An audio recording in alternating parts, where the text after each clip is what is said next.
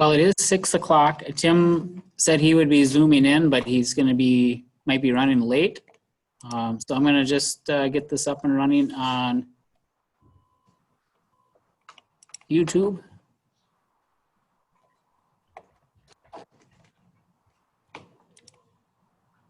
And you're going to have the board packet up? Yep.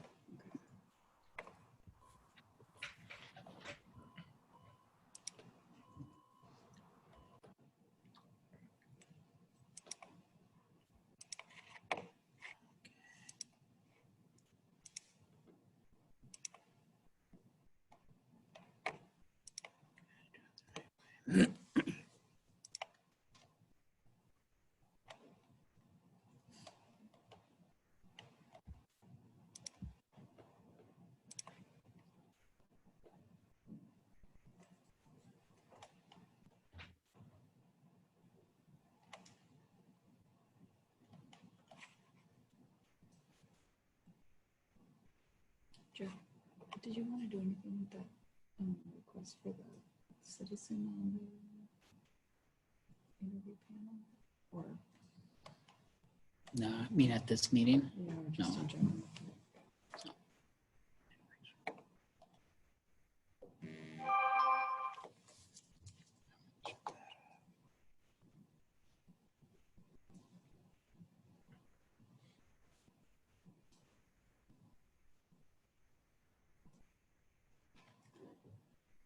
That's really slow.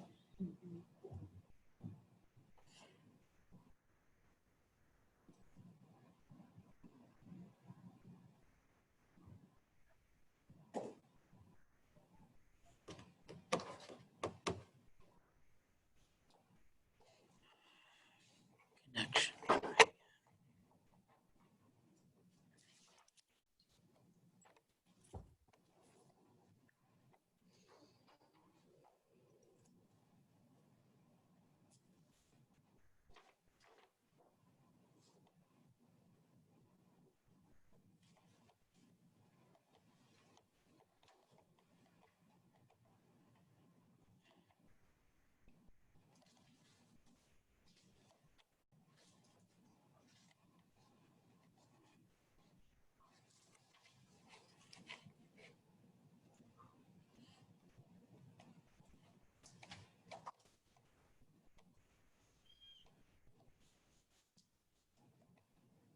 Well, we might not be able to live stream. We might have to just record it and post it publicly.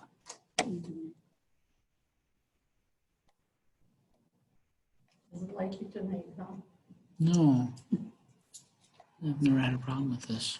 All right.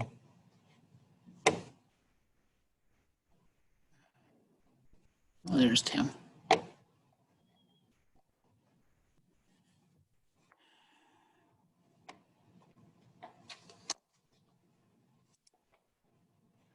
Well, for some reason, we can't hook up to YouTube for the live stream, but we are recording it, so we'll post it tomorrow on our website.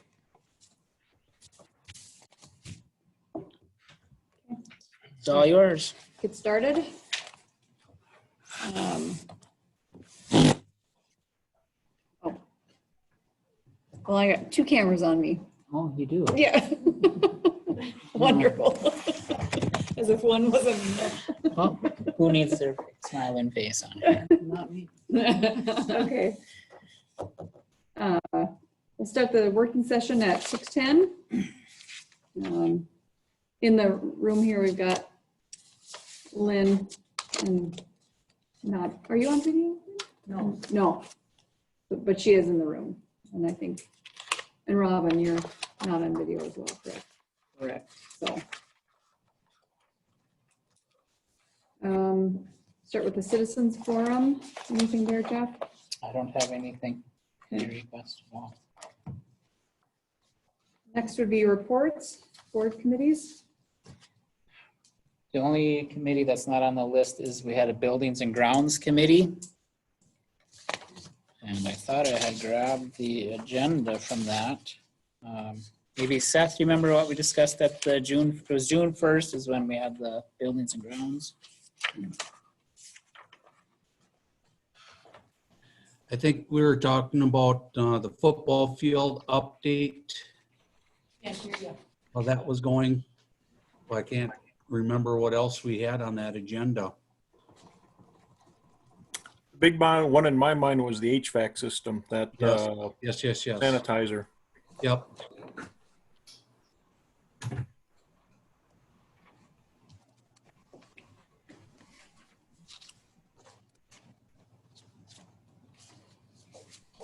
Do you remember anything else, Lynn, besides that? I thought I had my notes, but I don't. I must have left them home. We talked about, I found it, air quality, disinfecting the HVAC system, as you said, brickwork repair. Oh, yep. Needs to be done on the northeast side of the building. You gave a football field update Yep. and gym floor, and then the need to put hand sanitizer in each room without a sink. You want to elaborate on any of that, Jeff, or just that's what we talked about? Unless you want to go back to it during your report. Yeah, there's a couple of them that we'll go back to. That's all we have for committee reports. Okay. Next, we'll have the superintendent. Okay. I sent out information in the packet. The school nurse report was in the packet. Nothing outstanding in there other than it just went from January through March until we were shut down for distance learning. So that's in your packet, that information. High school principal search. We have a hiring committee of 12, made up of 4 teachers, 1 high school social worker, an office secretary, community ed director, business manager, 3 school board members, and myself. We actually had Seth sit in on the review process. And then Mr. Hazelton will join us for the interview section, which will happen on Wednesday, March 25th. We have 5 candidates coming in. Sherilyn Quall has 18 years experience in education and has held roles including Dean of Students, special education teacher. She holds Tier 4 licensures in emotional and behavioral disorders, learning disabilities, and Principal K-12. She is currently the Dean of Students at Waban Ogama White Earth Public School. Rebecca Kelly holds Minnesota licensure in elementary education, learning disabilities, autism spectrum disorder, 5/8 social studies, and teacher coordinator of work-based learning. She has 18 years of experience and has taught in a variety of settings from the elementary through the high school. And she's just finished her principalship program and will be licensed in July 2020. She completed her administrative internship at the Waterville Elysian Morristown High School, where she is currently a special education teacher. Then Chad Peterson comes with 15 years of administrative experience at the middle and high school level. He has held several positions in a number of capacities, including high school principal, middle school principal, alternative school director. He holds Minnesota licensure in life science and K-12 principal. And he is currently an instructional facilitator at Cass Lake Bena Public Schools. And then we have Mary Merchant, 19 years of administrative experience, holds Minnesota licensure in elementary education, K-12 principal and superintendent, has held the principal position at the elementary and secondary levels, and she is currently the high school principal at Lake Park Audubon School District. And then finally, Ryan Glow holds Minnesota licensure in social studies and has concluded all requirements for his administrative degree and is licensed for K-12 principal, community ed director, and superintendent. He has taught high school and middle school social studies and is currently a director of community services and activities at Black Duck Public Schools. Any questions on that?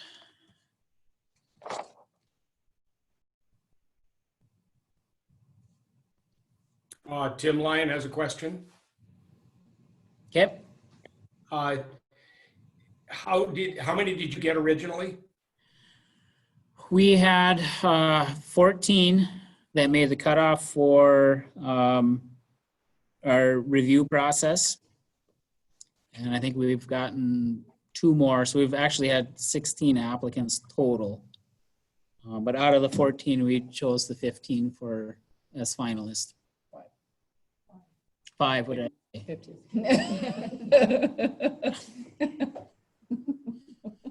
5.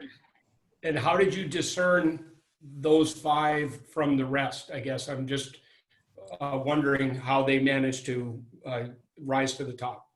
Well, I have kind of a form that provided some guidance as far as competencies for the principalship. And then each individual person on the committee went through all of the application materials. We look at transcripts, you look at letters of recommendations, you look at the resume. That's how it, and then we came together as a committee, and everyone came in with their 3 top choices and rationale why they thought they would be the best fit and why they would like to have them come in for an interview. It's kind of the process, and the top 5 are the ones that the group decided on together. Okay, and I'm not doubting the credibility of the 5, so don't take that wrong. I'm just going to push on it a little and say that I think we've had a real level of success, for instance, with you as superintendent and with Brian as principal, because of your desire to actually be parts of the community. I would like to see somebody who's not coming up here just to pad a resume and move on in the course of a couple of years, take a chance at a little high flyer in terms of remuneration. So I'm looking at somebody, and I'm not on that committee, and I realize other people have stepped forward, so just take for what it's worth. But I would like to see somebody who has an intention of spending some time in the community, becoming part of the community. That's important. I'd like to see somebody who has the opportunity to make a difference, not just somebody who's necessarily the best qualified or the most qualified, carrying the most number of licensures. For instance, the potential for coaching possibilities, like you just talked about, teaching possibilities, other things that can make this, I just see that our administration is small enough, but once again, being nice to Brian, he's made an impact over his time here. And I think that's the person that I would like to see more than the person who necessarily shows me the most medallions. And so that's the charge I'd like to give to that group and say, look for the personality as much as look for the licensure. I think that we're in a position as the school gets smaller to make a bigger impact with single individuals. So if you're going out on an edge, I will support you for doing that, and even support the group for making a mistake if it comes up that way. But trying to be a little bit creative as to how we move forward with this, because, and this is the backup plan, if we don't get the right individual as a principal, I would be more than happy to look at that as a dean of students position where you didn't necessarily have to get the personality with the licensure. So that's the charge I'm throwing out there, and I don't mean to talk too much, but just want to make sure that my piece has been said on that. Yep.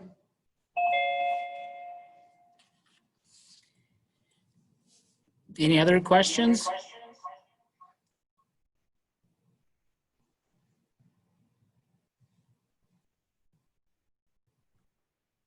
wonder if we should use my speaker.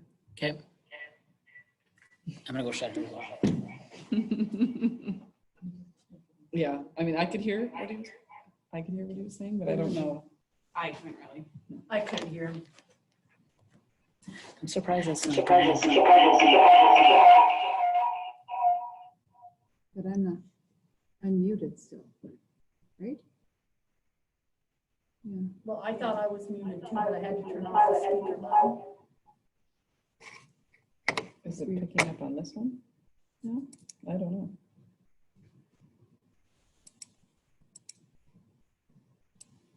Anyways, Tim was just saying that Okay, now try your to speaker. look for the person that will be part of the community that will make a real impact. Not necessarily just the person with the most credentials.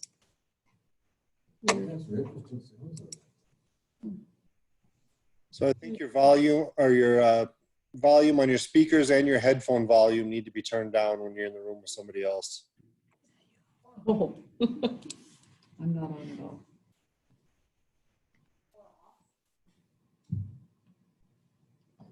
Sorry, we're just doing some audio stuff here because we can't hear you guys very well. I thought it would help if I joined, but it didn't. Because I had to turn my speaker off. Yeah.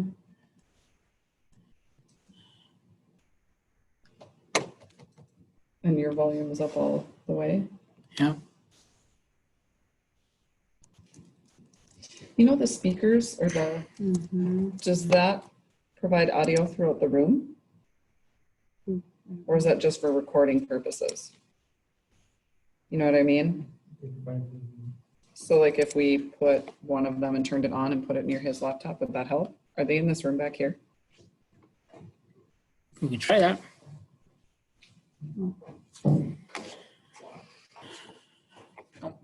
Is there anyone on that side? Are they all locked? There is a door over there, right? What he's got to keep.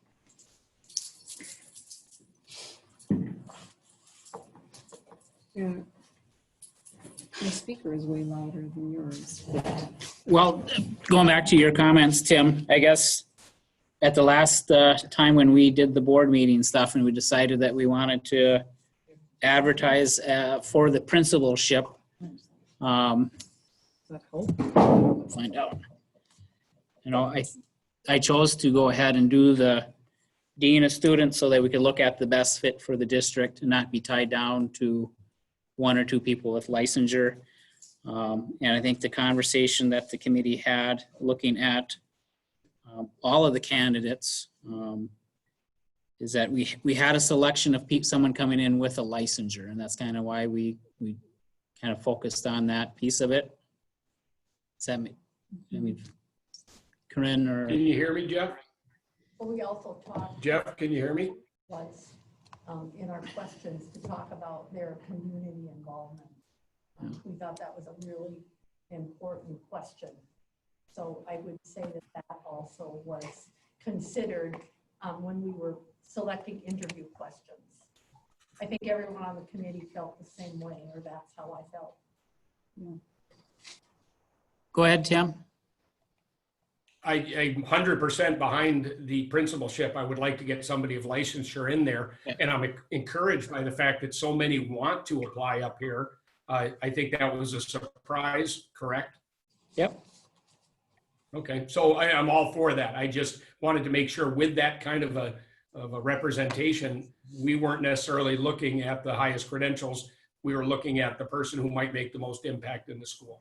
I'm Yep, looking and forward it's always, when you look at application materials, you kind of have to look at their experiences, and it's kind of a guess how, I mean, without talking to that person, even after interviewing them, you just, you know, it's kind of a gut feeling, and I think there's enough people involved that I think that fit is what really comes to matter more so than what they show on paper.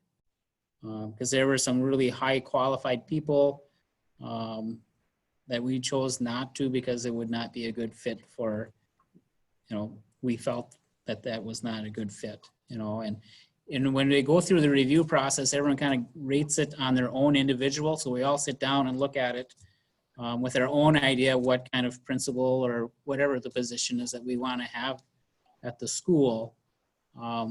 And then we come together and then they share their top three. And it was pretty unanimous on a few of them. There was a lot of support for quite a few of them where they just kind of made it to the top of the list right off the bat at the beginning of the process, just on each individual person coming in and identifying that. So I think the process isn't perfect, and I felt it was fair though and gave everyone on the committee a chance to select who they thought would be suitable. And I was actually really a little bit surprised that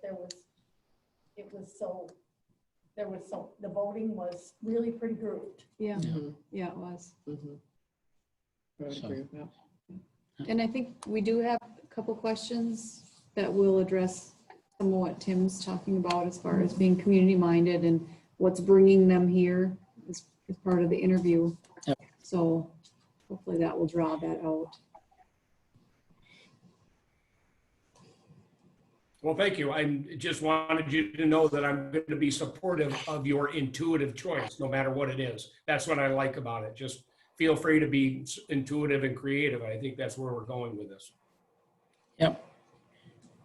And we all want a long-term person, and I think that's someone that'll fit in the community and be here for 29, hopefully 30 years or more.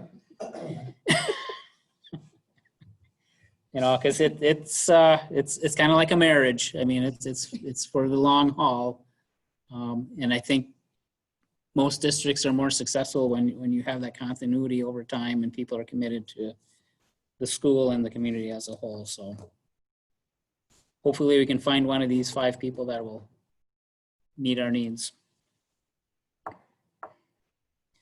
All right, so I'll move on.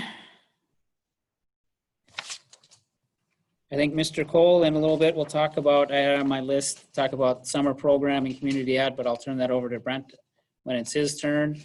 Planning for the 2020-21 school year. Last Thursday, we got guidance from MDE. And basically they want us to plan for 3 scenarios. And I kind of did a short summary in the board packet on what those scenarios are. Our first choice would be in person. I think that's what everyone would want for all students. Even with the in person, I anticipate there'll be a few things that will be a little bit different this next year. As far as encouraging more social distancing, but it won't be as strictly enforced.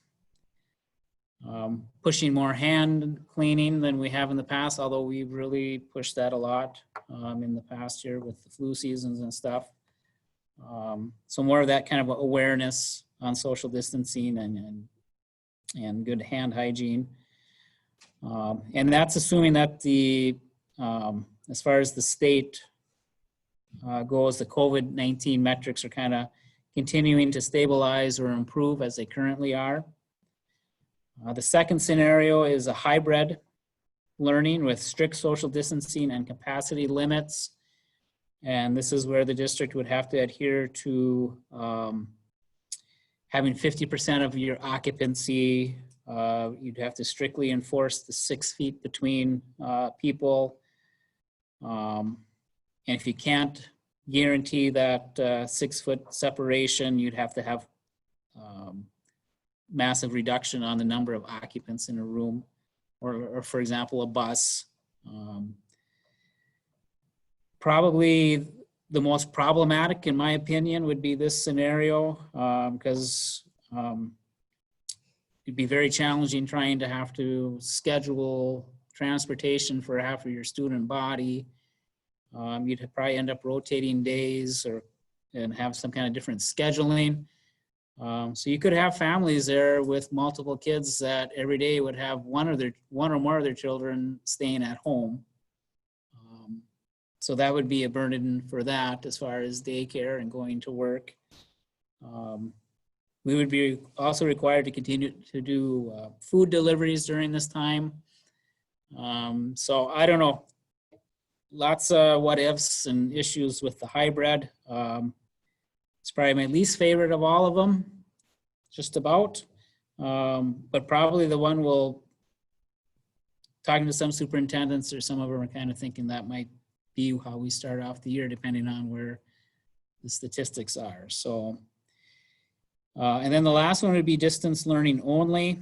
And this would be more so if the governor called it, or you had a local spike where your whole community would basically shut down for an amount of time, just based on your local numbers. And, you know, to me, those two, the worst case scenario, distance learning only, it's more manageable if the whole community is shut down. And we go back to that, not that anyone wants to do that. But I think that's more manageable than trying to straddle the fence in between in-person and distance learning. There's just so many different variables with the hybrid that it's problematic, but probably won't have a choice. We have to develop a plan for all 3 scenarios and determine whether the governor's closes us down or it's a local decision, that's still yet to be determined at the state. But it's a 100-page, right now it's only 100 pages. As far as the guidance goes, I expect it to change over time. But that's kind of where we're at right now, is looking at developing 3 different plans and trying to have that ready by the start of the school year. What are you And- doing this summer, Jeff? Well, I moved my vacation up to next week because my July and August are going to be busy, I think. But so, yeah. Any questions?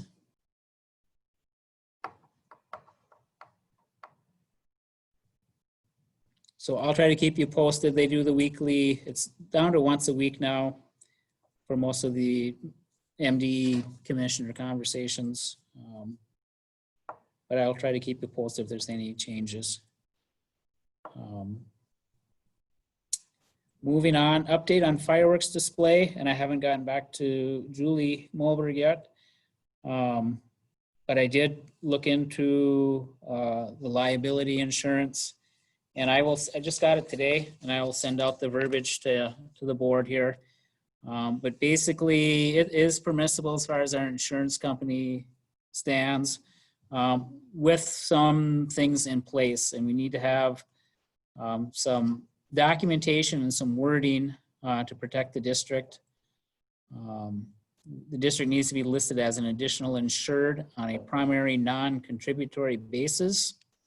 And that would be under their general liability insurance policy, and they would need to provide us a certificate of insurance provided to the district, the holder on the certificate of insurance being Lake of the Woods School. So there's a couple things that I'll have to send to Julie if they're still planning on doing that. And then would they be restricted to, they'd have to be at least 300 feet or more from any school building where they're lighting off the fireworks. So any questions on that?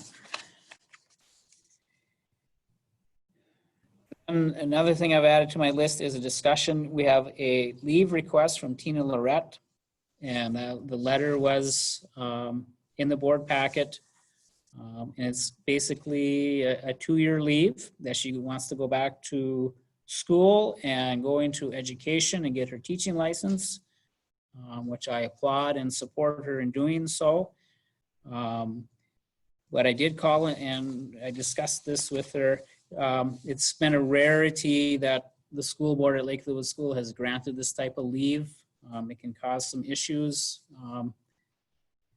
If you fill a position with someone and in 2 years, someone returns from leave, you may be forced to lay someone off.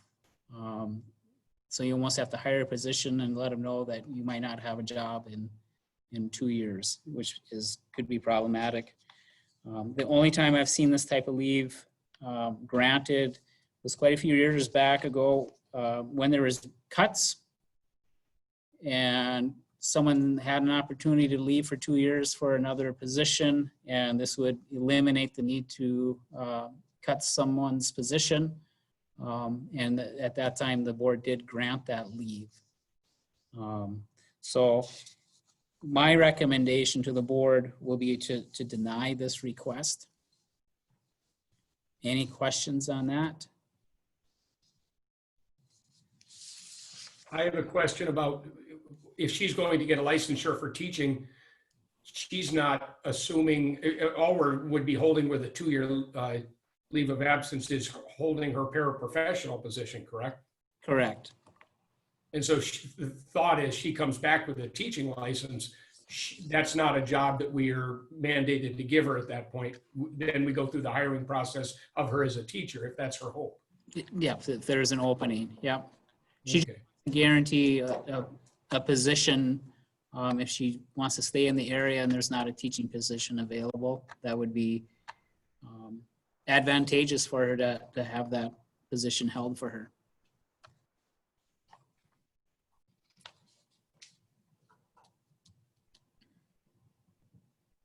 Any other questions?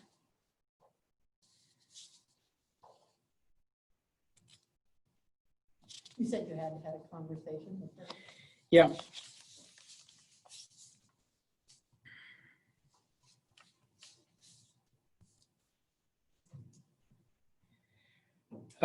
Moving on, I have an update on the science position.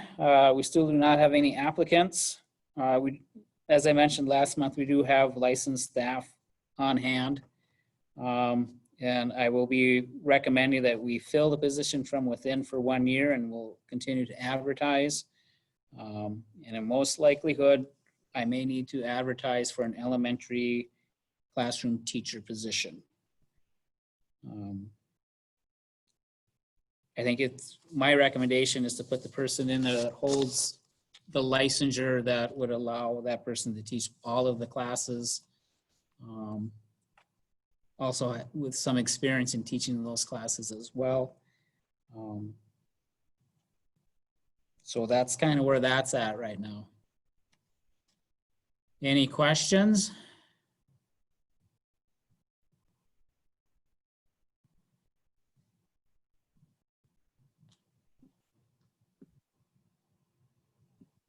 Yeah, Jeff. Are we finding out those science teachers are kind of like Spanish teachers also in the state of Minnesota? Is that fairly accurate? It could be. It's hard to tell. I think we've lucked out the last few times when we've had science openings. Things kind of fall into place, and it just didn't happen yet for us. So it could be a challenge. I don't know. I hope not. But yeah, I don't know what to say. How long do you think we'll probably go? Let's say next school board meeting, we still don't have anybody applied. That's when we're probably going to have to start thinking about doing the other position, or how long do you think we should probably hold that? Well, I would like to probably move forward with starting to advertise for the elementary position now, and then have a hire for that and a reassignment to be approved at the July board meeting. Okay. So I want to give the person moving into the science time to prepare and get organized, and so that's kind of my thinking. We're still advertising, but at some point we're going to have to just move forward and put people in place and go with it. So, Okay.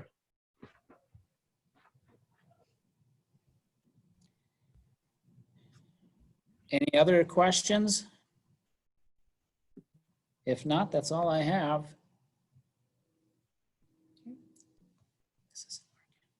No, I don't think so. Moving on, Brian, high school principal.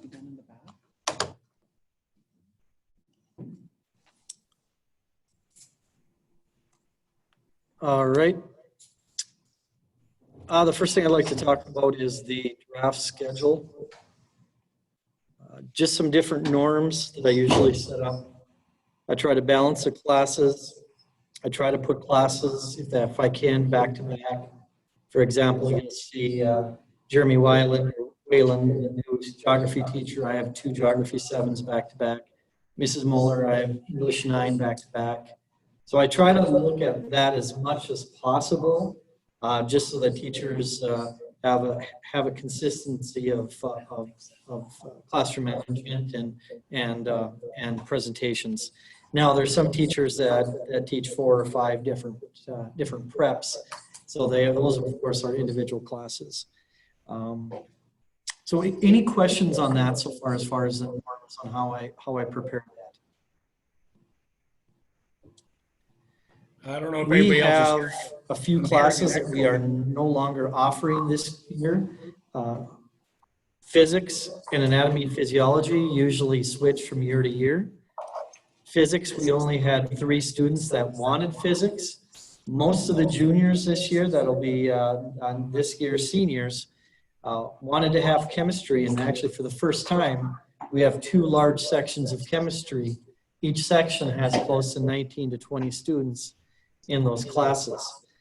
So we will not be offering physics, but if there are some students that really, really want physics, that is a possibility of getting physics if they want college credit. They can get that through online college and high school, and that is a second semester class. And or we could do that through Apex Learning and line up some physics for those students. So for those three students that really wanted physics, we can still offer to them in a different online format. Any questions on that? A few other class, one other class that we will not be having this year is going to be Introduction to Business Concepts.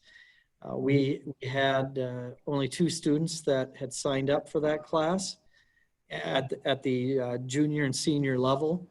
And so we just automatically moved away from that. And it makes it easier to schedule when you don't have a whole bunch of single individual classes when most of the school is set up on a 2-section system. It just makes it easier. And so those are the classes that we will not be offering for this year. So any other questions on the schedule? The schedule is completed. I have sat down with Mrs. Lane and I showed her some different things as far as how to add in classes, how to add in students, how to move things around. And so, for example, in case she needs to do that before the new principal comes online, and to help that person out in case they don't have synergy background in school management. I have a question.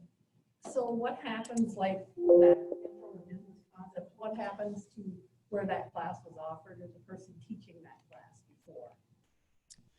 before? I was able to just move another class in that spot. Okay. Yeah. Okay. With the same instructor? With the same instructor. Okay. Yep. And so, for example, one of the moves I made is Bob Lane has a section of econ and Jeremy Weiland has a section of econ. I just put them back to back, 5th hour and 6th hour. So we were able to fit more students in a variety of classes those 2 hours. Any other questions on the schedule? Okay. The next thing I want to talk about is an update in grading.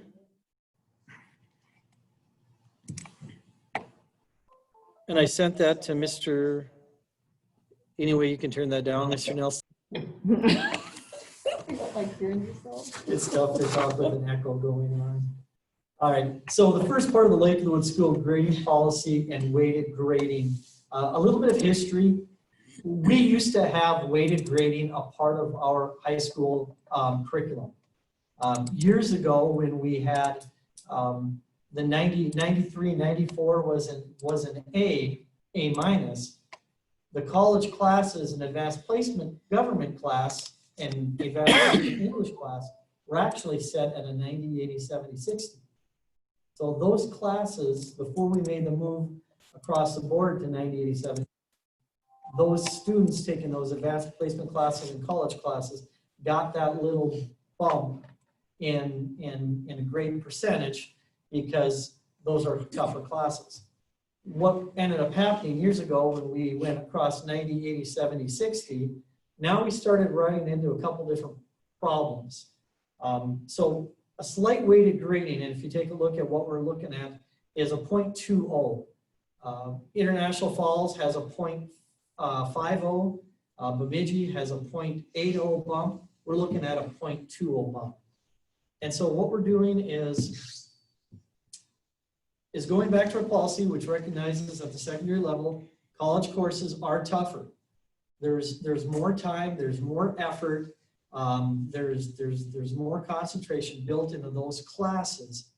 And when I talked about fixing 2 problems, I'm going to bring one up right now, and it's pretty much a study hall problem. So by putting the bump into those classes, if you were to have a student that we're 7-hour-a-day class school. If you had a student that took 7 classes every day of their high school career and got straight A's, they would still end up lower on the GPA scale than somebody that took a study hall and got straight A's and not college classes, they would be ranked higher than the student that took classes, college classes, and got straight A. Because when you divide it into it, you divide by 6 classes versus dividing by 7 classes. And we don't want to penalize somebody for taking tougher classes. We don't want to punish somebody for taking as many classes as possible, taking the college credit.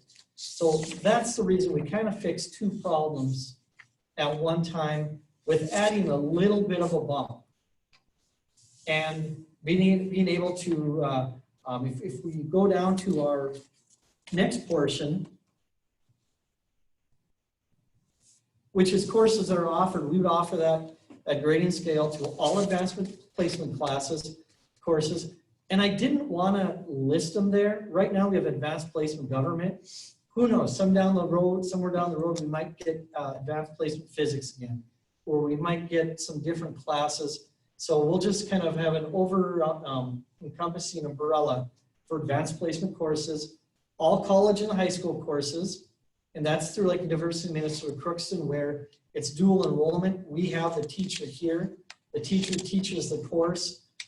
Diana Hazelton, Chad Larson, they teach elementary stats and pre-calc and college algebra. Those are the college and the high school courses we have here. Online college in the high school courses, the OCHS, those are the ones through what's called Distance Minnesota.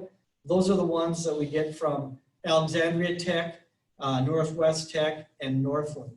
So that's what we're offering for college English, Comp, and Lit this year.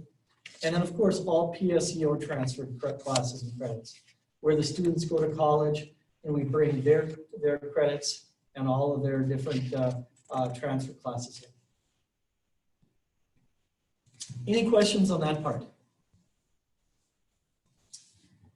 The last little portion, the red would all be the new stuff. So if we go down to our Val and Sal, that is exactly the same. Didn't make any changes. But what we itemized in point number 2, for the purposes of choosing salutatorian and valedictorian, the grade point average shall be carried out to the 2nd decimal point to the hundredths. Students with equal grade point average after the rounding at the 2nd decimal point shall be declared co-valedictorian or co-salutatorian. So you could actually keep going further and further and further out if you wanted to. Well, let's not do that.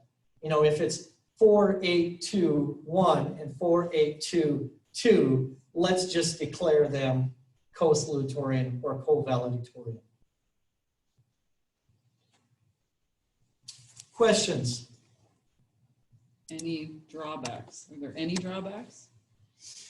It fixes a couple different problems that we've had. In my 7 years as high school principal and throughout the years I've been here as a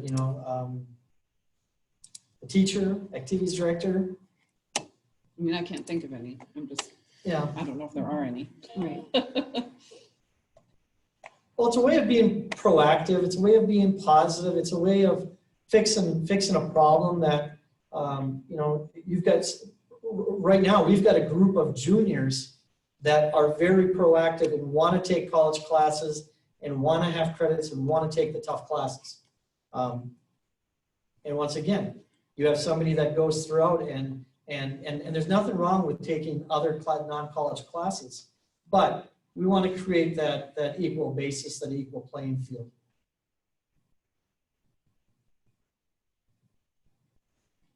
So you use a traditional rounding method? You do a 5-4 rounding method? Yep. Like if they were 0.825 or 0.824, Yep. or 0.825 We do have the 5. 0.83. Yeah. Absolutely. Just a question, just thinking of it.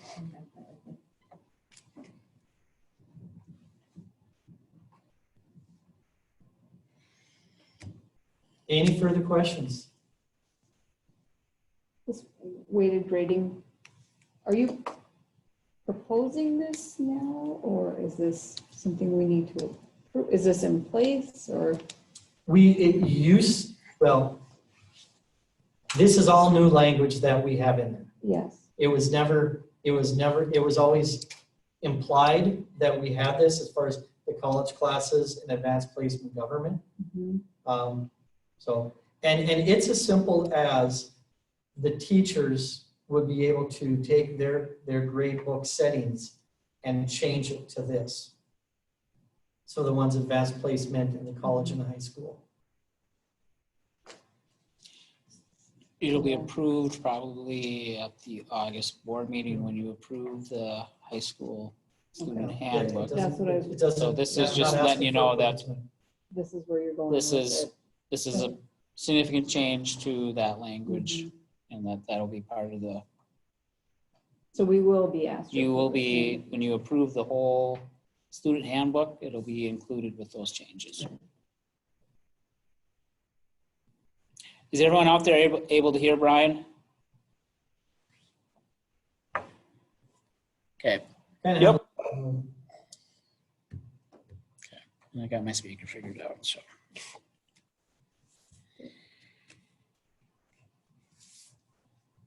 Anything else from any other questions? Well, this is my last hoo-ha, and on behalf of Stacy and I and my boys, I'd just like to say thank you once again to Lakeland Woods School. I never thought it would come to this day that I would be saying goodbye. Help planning on building some of the different architectural areas in the media center of the school. So we have a fantastic tradition here at Lakeland Woods School, and once a bear, always a bear. So I'll look at these times in fond memories, and the supreme leadership we get from Superintendent Nelson. So I'd just like to say thank you. He'll be missed. Thank you, Brian, for everything. Thank you. Good luck. Thank you.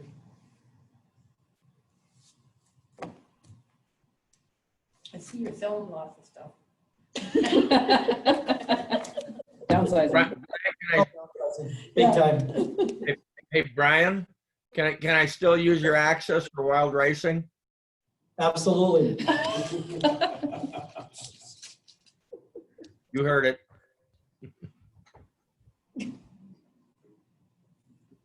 Okay. Next, Crystal, business office. Should I come up there or should we zoom in? You can come and sit here.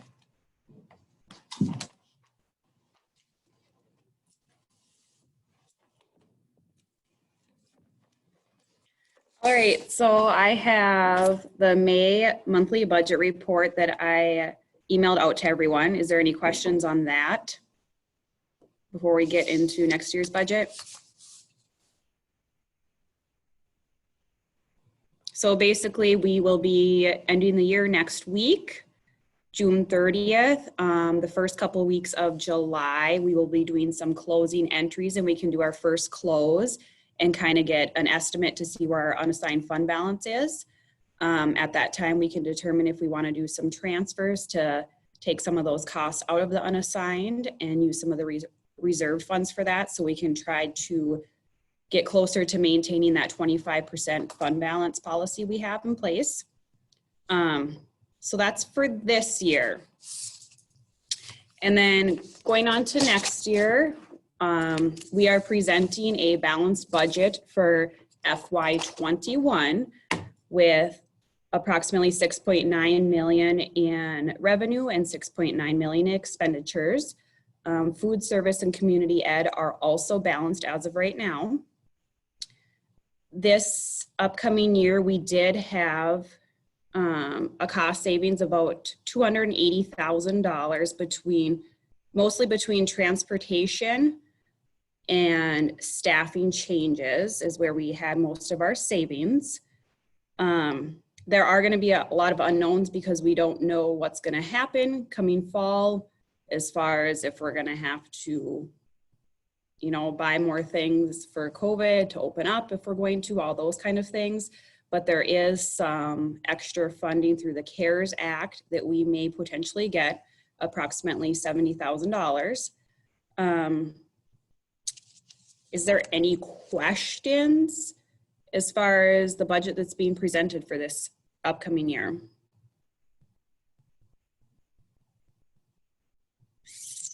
And of our expenditures too, 71% is salaries and benefits, and the other 29% are all other expenditures.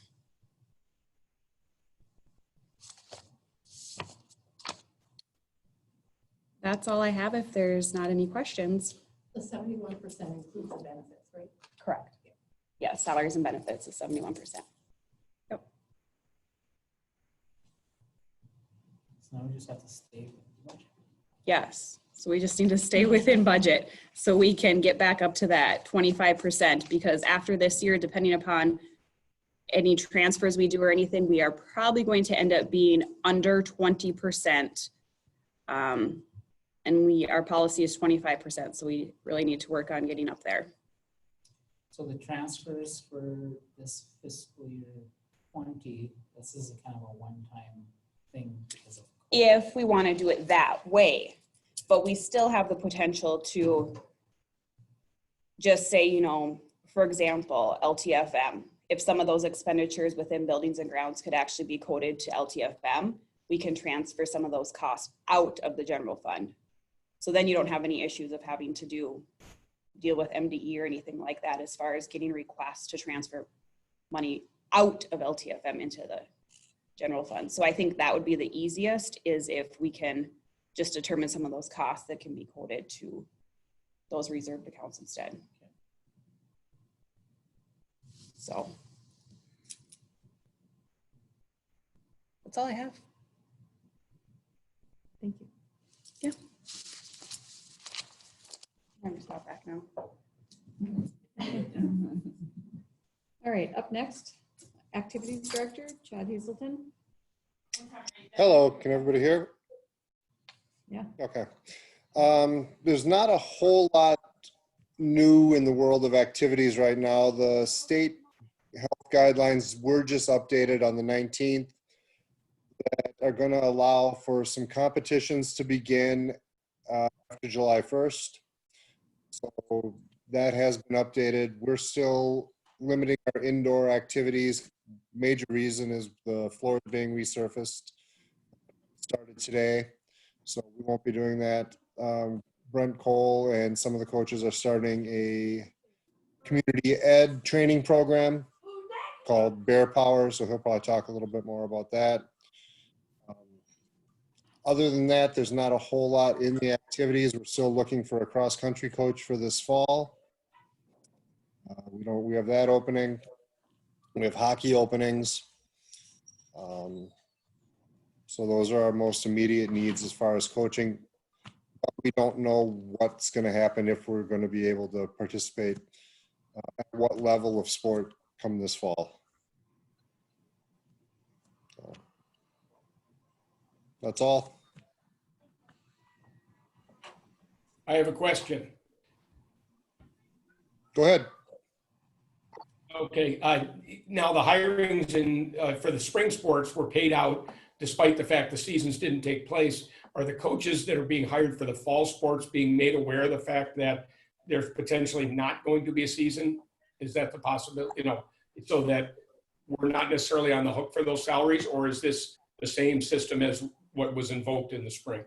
We haven't talked about that yet. That's something that Mr. Wilson and myself and need to talk about to decide what we want to do and how we want to move forward with that. I know there is some talk out there that let's say they cancel football, and that's a possibility that they've talked about. But what they would do is they would have the program able to practice. So you wouldn't get to play any games this year, but your kids would be able to go out and practice inter-squad type scrimmages and stuff like that. So it's going to depend on what the return to play looks like.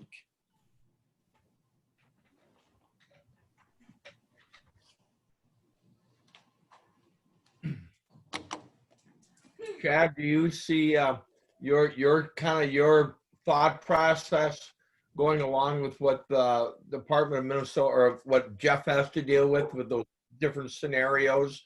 Are you pretty much on the same course there as when they pick a certain scenario? Is there something that you're going to follow along with, or Yeah, how does that?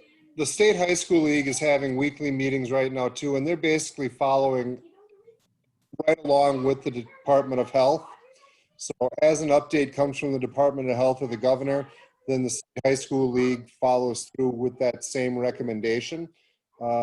State High School League, their foundation is based on education-based athletics.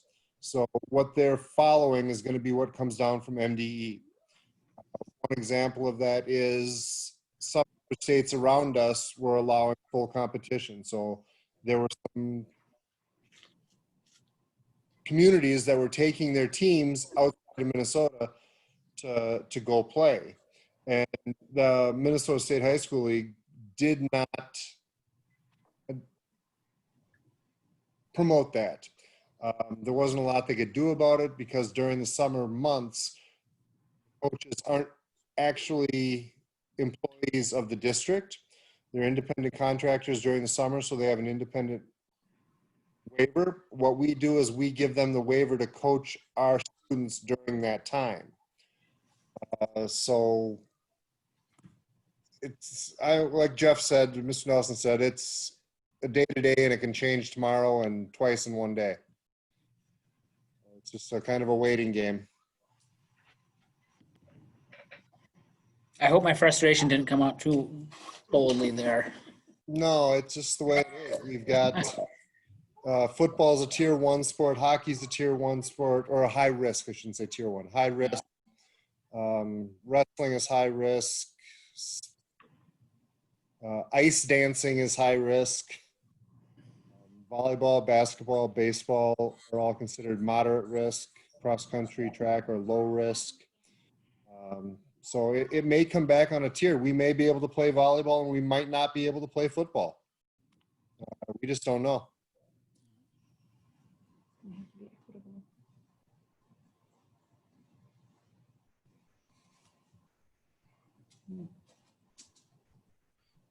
I think Tim makes a good point, though, as far as salaries. I mean, that's certainly something we should be looking at. I think if you know, if as we get going here, we've got a little more planning or time to prepare what we want to do with what's going to go on this fall or winter or whenever. Hopefully, that we have a Yeah, little. and that's the conversation that I plan to have with Mr. Nelson after he gets back from his trip out to Washington.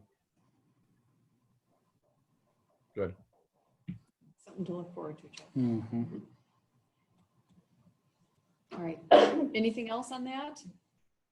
Otherwise, we'll move on to buildings and grounds. Seth? Everybody hear me okay?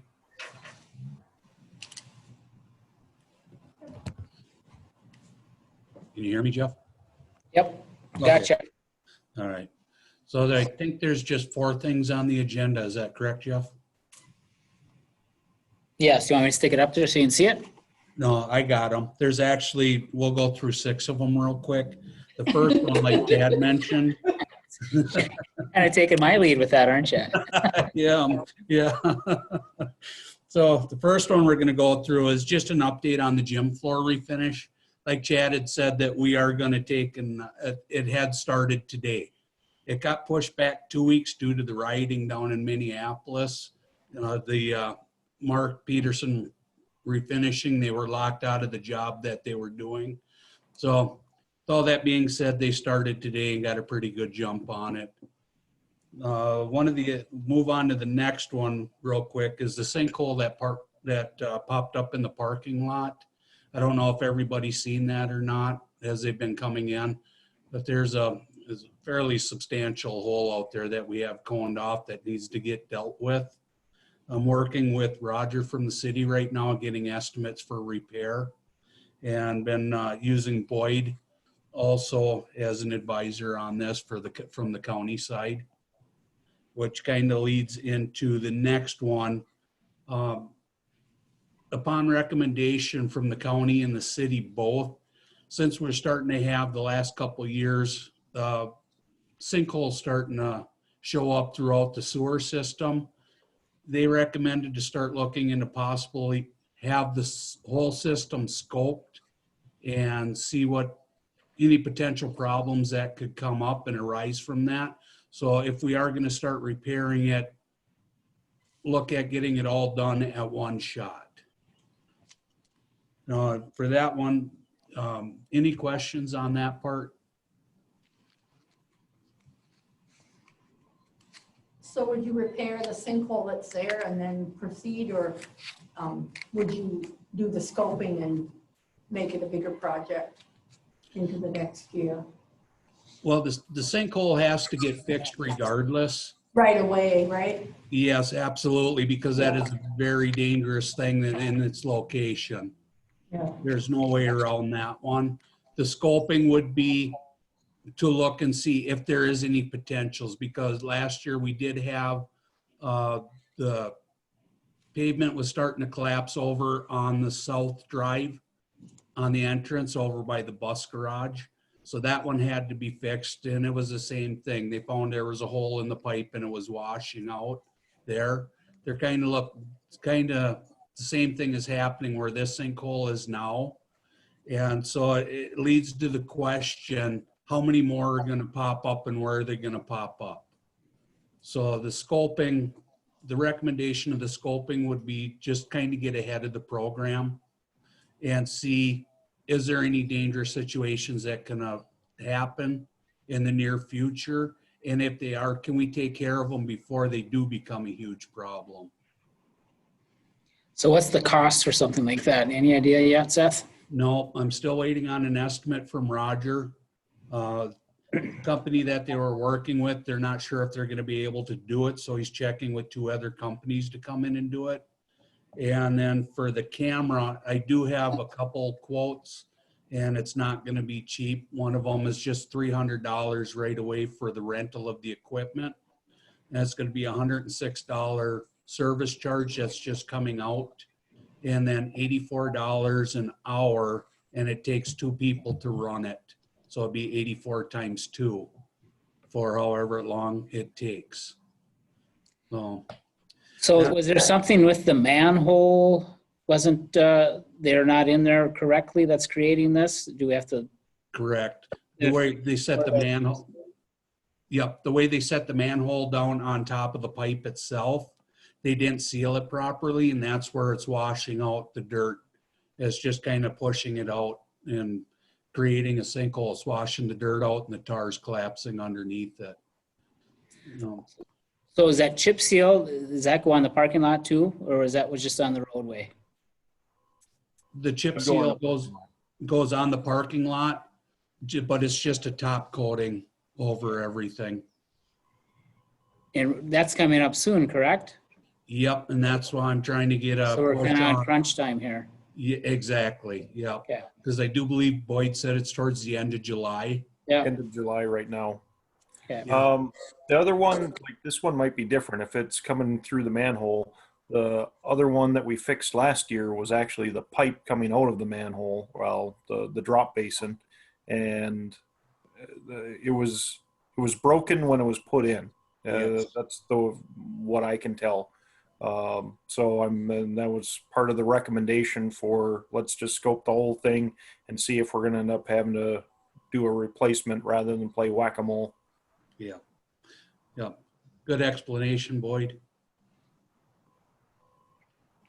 And that being said, driving around town, the city's got a lot of the exact same things. So hopefully we can piggyback on whatever the city does, because it looks to me like they're going to have a few that they're going to have to be replacing.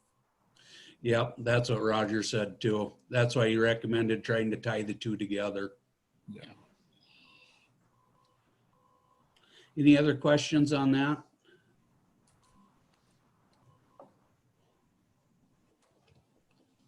All right, the next one we're going to move to is the land lease. So there's been a 7-year land lease to take care of the South 40, I believe, the school property. And that's been with Steve Ellis for the last 7 years. he reached out to me a couple weeks ago and said that he does not wish to continue that, to renew the contract. So we're gonna I was talking to Jeff and we're trying to figure out the best way to get it out there. Are we gonna put it out for bid? Just do a contract? That's gonna have to ask for the board to help with the recommendation on that, how we want to approach it. And that's been like hay ground, basically. Yeah. Yeah. Yep. What kind of dollar amount are we talking about? It was looking at Steve Ellis's contract, it was $50 a year. Oh, okay. My recommendation is just put out for quotes. Don't put it out for bids. Okay. Because the bid is the formal process and then you're stuck with the lower. Just put it out for quotes and see if anyone's interested. Okay. That's be something to run like in the, through the paper, something? Okay. Okay. Thank you for that. I mean, it's basically saving the school money to have somebody go in And mow it. and hay it. Yeah. Oh, And, absolutely. yeah. Yeah, just the hours, the man hours saved is just incredible. Yes. And then I guess at one point they did try taking care of it and it beat the machinery up so bad that it was just, that would have been a nightmare to try to maintain.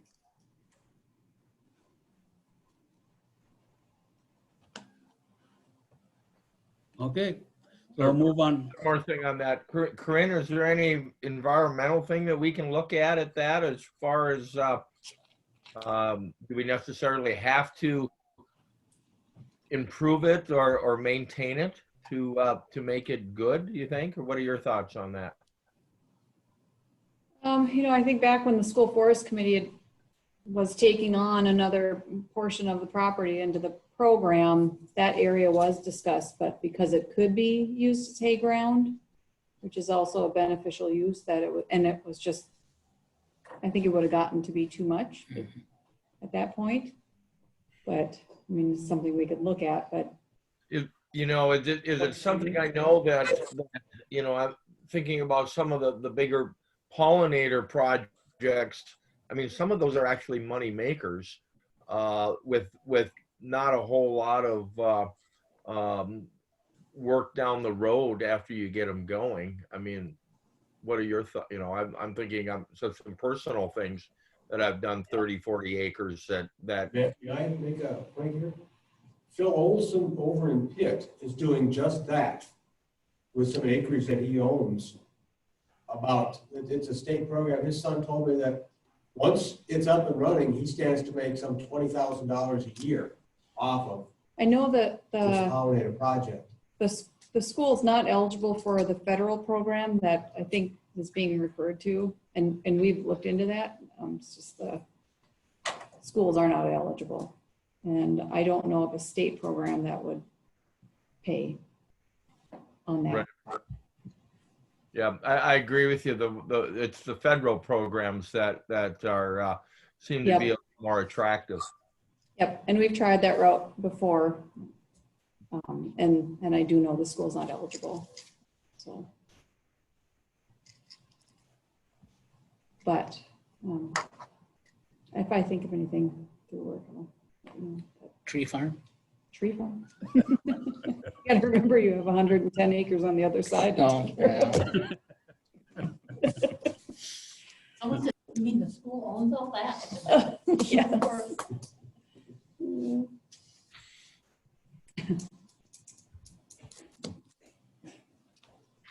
All right, with that one, we can move on to the next topic. Boiler valves and couplers. Jeff, do you have that estimate?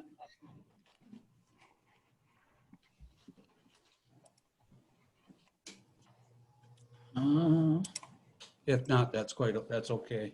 Is it in the working session? I think so. I'm not sure if Danny put that in there or not. I sent it to her. I don't think it's in there. Okay. So a little explanation on that. Peterson Sheetmetal's coming through and they're fixing the fittings and putting isolation valves in the current heating system throughout the school. And they got the east side done, they're working on the west side now. And one of the things that they noticed when they went through in the boiler room itself, there's a lot of valves in there that have stuck in place. And just a quick one, there's 4 valves on top of the boilers that are used for isolating. If one of them goes down, then you close those valves and you switch over to the other one. As of right now, all 4 of them valves are frozen in place. So to fix that and a couple of the fittings that are leaking in there, they're looking at an estimate of $8,300 for the parts. And that's not including time and mechanical issues. So I just thought that's something that I do feel that we're going to need to take care of, because if something did happen during the winter, we're absolutely dead in the water at that point. I just wanted to get everybody to let them know what's going on, open it up for questions and discussions. What's the timing on that, Seth? If we get to go ahead to do it, they can start on it in 2 weeks. So it would still fall in the next fiscal year, right? Yep, we could push it off until January, after July 1st, absolutely. So the maintenance guys are like, So one of the things that's going on right now with the timing of this, they have not refilled the system yet on the west side of the building. So with that being empty, it would be the perfect time right now. It'd save a lot on labor to empty the system out again and then refill it. I definitely think it needs to be done. That being said, as in another life, a machinist mate on an aircraft carrier, I can tell you, cycle the valves every once in a while. Yeah, absolutely. Yep. So that's something that we're actually, when I see stuff like this as we're going through as it comes up, is we're working on maintenance programs. I want physical written checkoff sheet programs now on a lot of this stuff.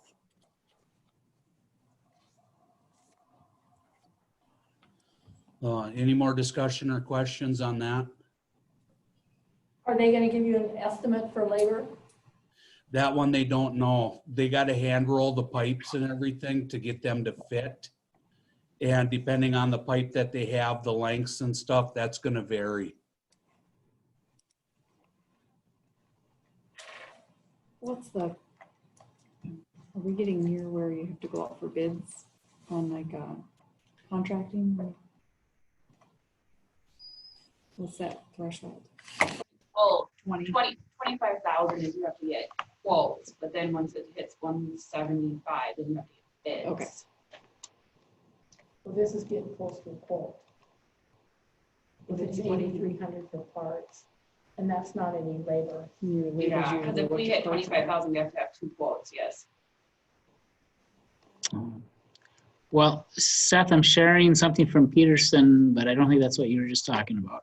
No, what you're sharing is just a renewal of the maintenance contract that we've carried with in the past.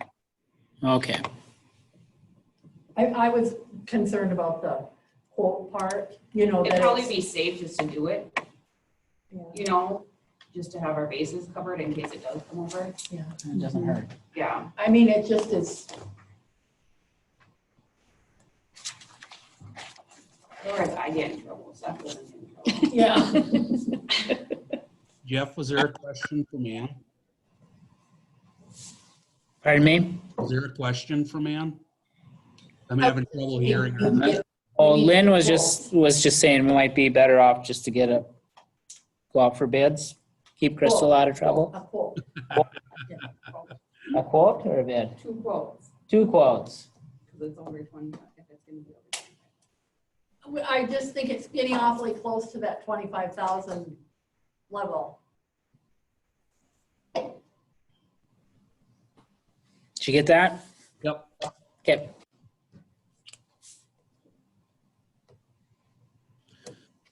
All right, and then just a couple quick updates. I know we mentioned quite a few We talked about it before in previous board meetings.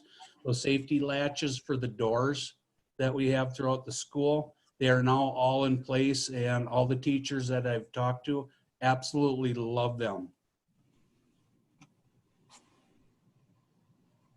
And then the last thing is the hand sanitizers.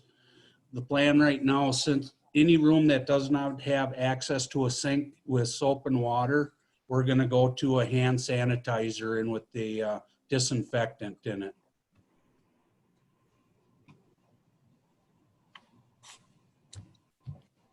That's all I got on my agenda, Jeff. Any questions, anybody?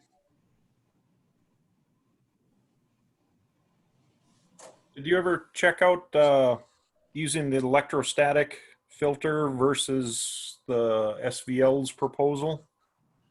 Kind of, sort of. I started looking into different electric static filters and stuff and learn a little bit more about them. I cannot give you an answer at this time right now, which one would be better, because I haven't had the time to sit down and really study them yet. Okay, I'm sure the argument, just by looking at that SVL, the contractor, I'm sure their argument's going to be is that the ionized air kills the viruses and other stuff outside, whereas the electrostatic filter is more of a internal thing. So I still have have questions about the effectiveness of the external ionization. So we'll see. Yep, that is fair. Actually, I'd like to sit down with you someday and then we'll just go through and kind of compare. Yeah, sure. Okay. All right. Any other questions? All right, thank you, everybody. Thanks, Seth. Thank you. Next, we've got Community Ed and Transportation, Brent Cole. Hey everyone, can you hear me? Yes. Loud and clear. Perfect. Well, for our summer programming, we started behind the wheel driver's training last Thursday. Mr. Denal, he's been going from 7 in the morning till I think 3 or 4 in the afternoon. Getting as many kids as we can taken care of. We've been following the MDH's guidelines for youth sports pretty closely here, and a couple days ago they opened up for games to begin on June 24th outdoors and on July 1st for indoor sports. So we're going to start baseball and softball probably next Monday, as well as Bear Power, who Brian Sather's really been kind of the force behind that community ed program. And it's pretty much just a conditioning program. It's not sports specific. Anyone can show up. It doesn't even have to be athletes.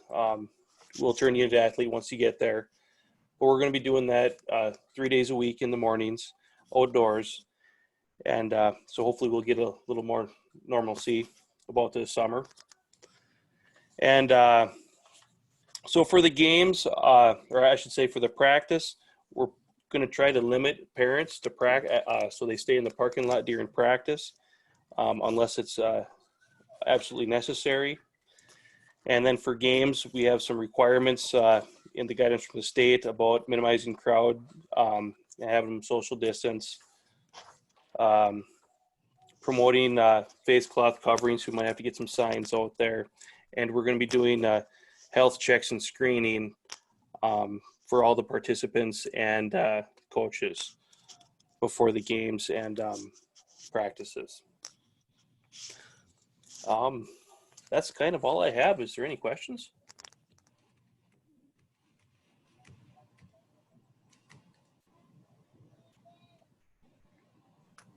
I will mention that. When you say that you're starting a, Go ahead.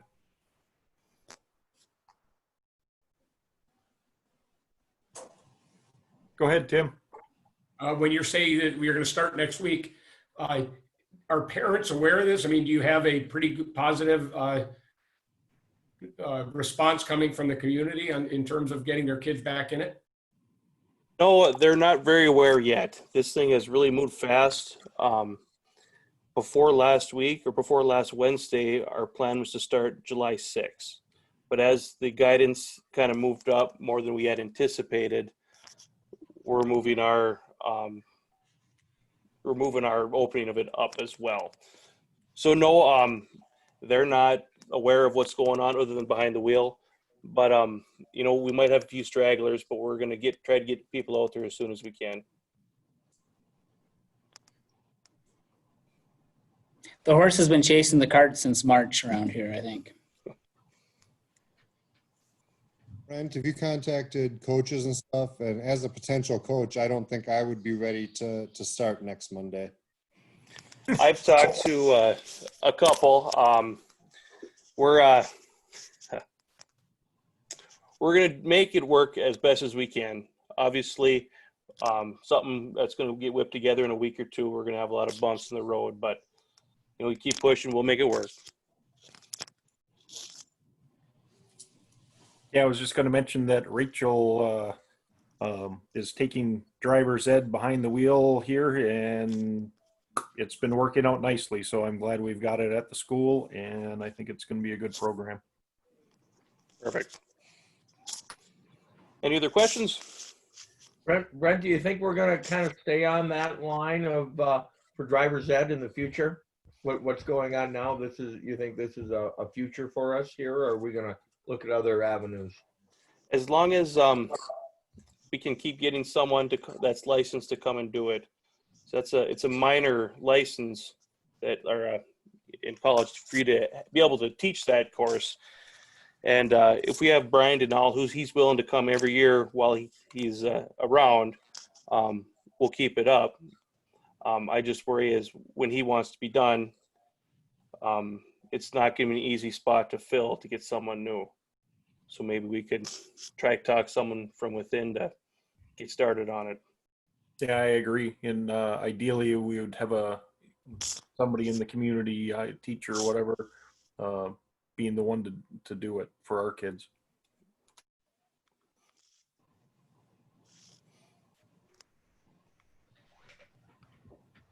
Okay.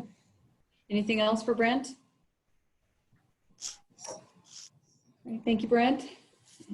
Lastly, we've got food service and Cece. Is there anything? I don't think she has anything for us Okay. tonight. Pretty quiet in food service in June. All right, so that adjourns our working session. And we can move into regular board meeting at 7:30. Call to order. You want to do the pledge? Yeah. I've listened a couple times, huh? Pledge allegiance to the flag of the United States of America and to the republic for which it stands, one nation, under God, indivisible, with liberty and justice for all.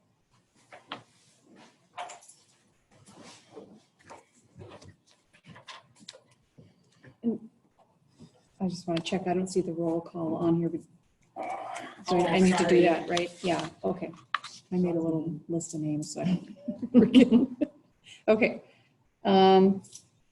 Looking for a motion to approve the agenda with the following changes. Move leave requests from Tina Lorette from consent agenda to new business.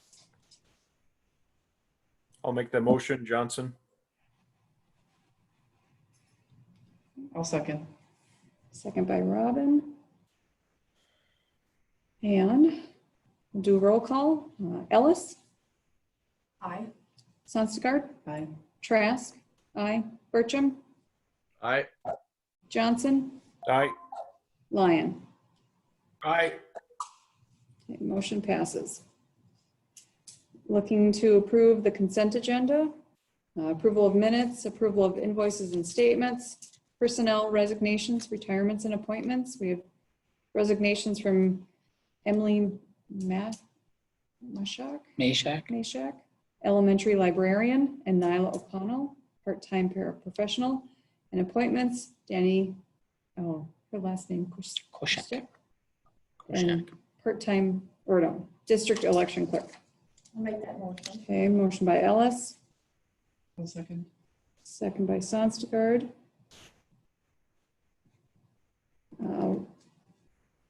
Call Call for a vote. Ellis, Aye. Sonstagard, Aye. Trask, aye. Bertram, Aye. Johnson, Aye. Lyon. Aye. Motion passes. Any board presenters? None. And no written communications? No old business? Okay, on to new business. This would be to address the extended leave request from Tina Lorette, looking for a motion to deny the extended leave request. Johnson will make the motion to deny. I'll second that. Second by Ellis. Any discussion at this point? Okay. I guess I will mention real quick, I mean, she had mentioned that she wants to come back and student teach, and sounds like she really wants to be interested. So in all fairness, I kind of hope that everything works out for her and we see her back here. Yeah, if I may add, she's been a wonderful paraprofessional. I'm glad she's staying in education, and she's been a really good employee, so it has nothing to do with that at all. And so we will support her as best we can for her pursuit in getting her teaching license. Thank you. All right, I will call for a vote. Ellis, Aye. Sonstagard, Aye. Trask, aye. Bertram, Aye. Johnson, Aye. Lyon. Aye. Motion passes. Okay, next is activity passes. Sorry, I need to look at my agenda. All right. To approve activity passes for staff for the 2021 school year. I'll make a motion. Motion by Sonstagard, I'll second that. second by Ellis. Any discussion? We're going back to giving them out now? That was just Yeah. decided on an annual basis, right? It was just, yep. We went to an annual basis to approve rather than, before it was just automatically done. Okay, got it. Anything else? Nope. Okay. Call for a vote. Ellis, Aye. Sonstagard, Aye. Trask, aye. Bertram, Aye. Johnson, Aye. Lyon. Aye. Motion passes. Looking for a motion to award the bread bid to Bimbo Bakeries for the 2020-2021 school year. I'll make the motion. Okay. Motion by Bertram. Second by Johnson. Okay. Any discussion? Call for a vote. Ellis, Aye. Sonstagard, Aye. Trask, aye. Bertram, Aye. Johnson, Aye. Lyon. Aye. Motion passes. Okay, looking for a motion to approve awarding the milk bid to Cass Clay for the 2020-2021 school year. I'll make that motion. Ellis, I can second. Sonstagard, second. Any discussion?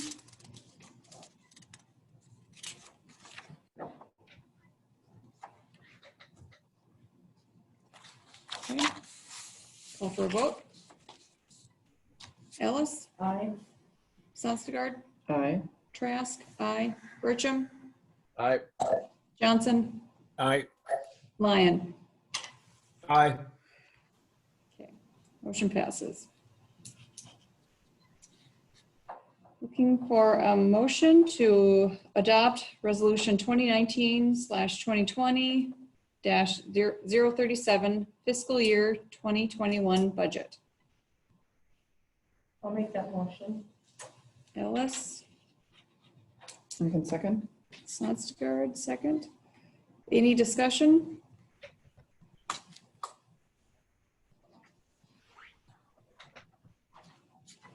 Okay, call for a vote. Ellis? Aye. Sonstagard? Aye. Trask? Aye. Bertram? Aye. Johnson? Aye. Lyon?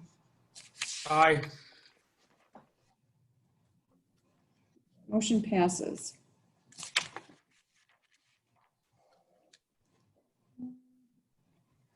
Looking for a motion to approve the 10-year LTFM plan. Motion by Johnson. Okay, Second by Lyon.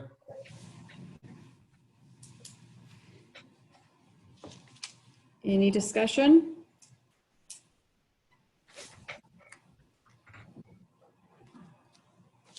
Call for a vote. Ellis? Aye. Sonstagard? Aye. Trask? Aye. Bertram? Aye. Johnson? Aye. Lyon? Aye.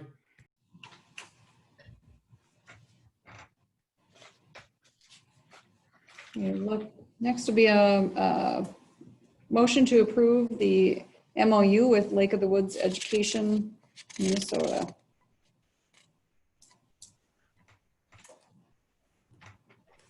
I'll make that motion. Ellis, I'll second. Sonstagard, second. Any discussion?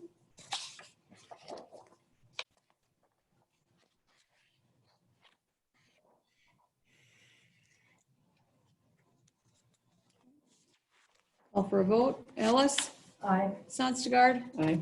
Trask, aye. Bertram, Aye. Johnson, Aye. Lyon. Aye.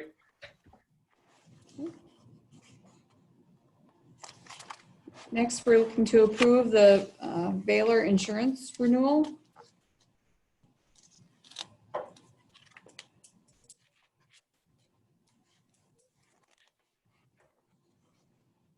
I'll make the motion.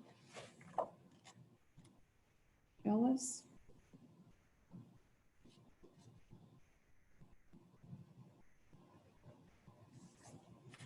I can second, but I have a question.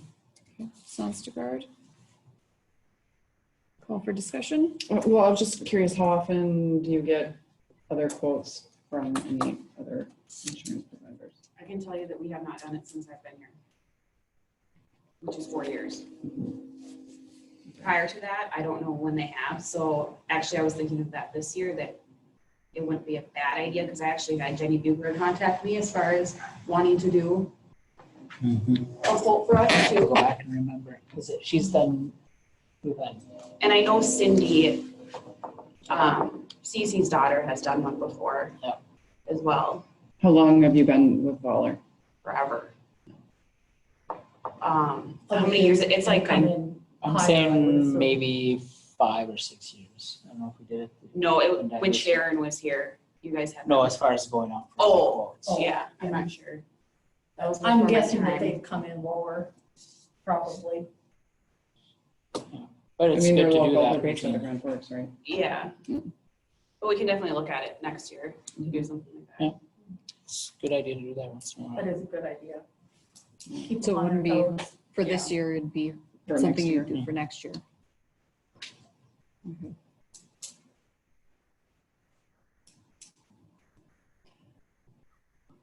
All right, anything else? All right, call for a vote. Ellis, Aye. Sonstagard, Aye. Trask, aye. Bertram, Aye. Johnson, Aye. Lyon. Aye. Motion passes.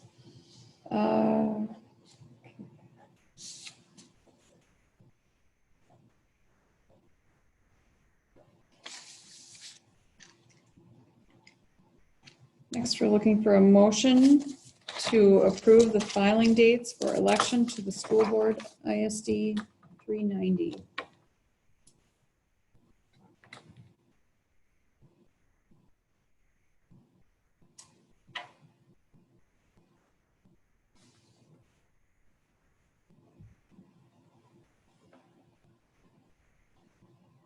you want me to put it up?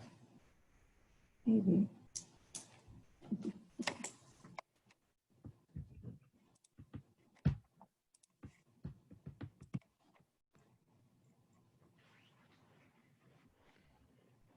It's the general election date, right?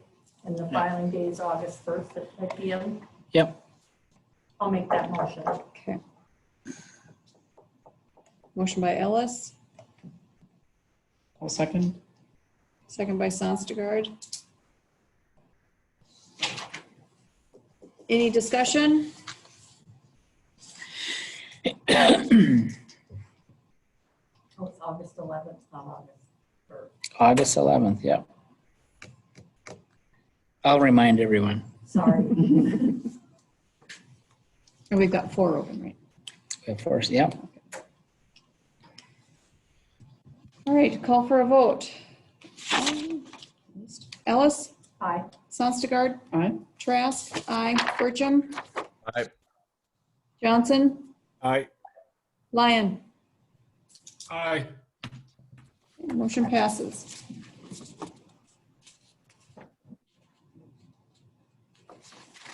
And then,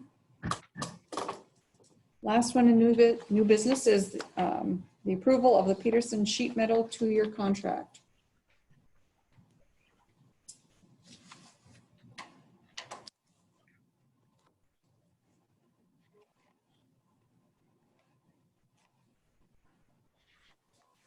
I'll make the motion, Johnson. I'll second it. Okay, motion by Johnson, a second by Bertram. Any discussion? Okay, Seth, so a sheet metal company's doing our controls? Yeah, kind of funny. They dabble in everything. Okay.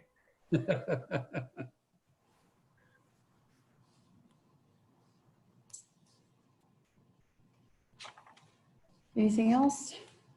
Call for a vote. Ellis, Aye. Sonstigard, Aye. Trask, aye. Bertram, Aye. Johnson, Aye. Lyon. Aye. Motion passes. Other business?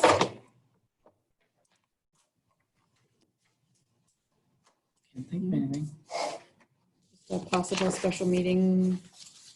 Yeah, we might have to do a special board meeting. We'll see what happens at the end of this week as far as the principal position. But I think if we get to a point where we have a finalist and we'll have a subcommittee meet to negotiate a contract, and then we would probably want to bring this for board approval prior to the 4th week in July. So we might, hopefully at the end of the week, I can send out an email and hammer down a date and do the 3-day notice on that. So I'm guessing sometime shortly after the 4th.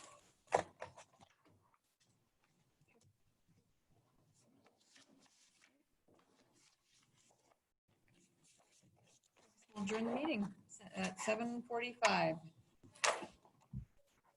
Very good. Thanks, everyone. Thank you. You bet. See you later, Chip.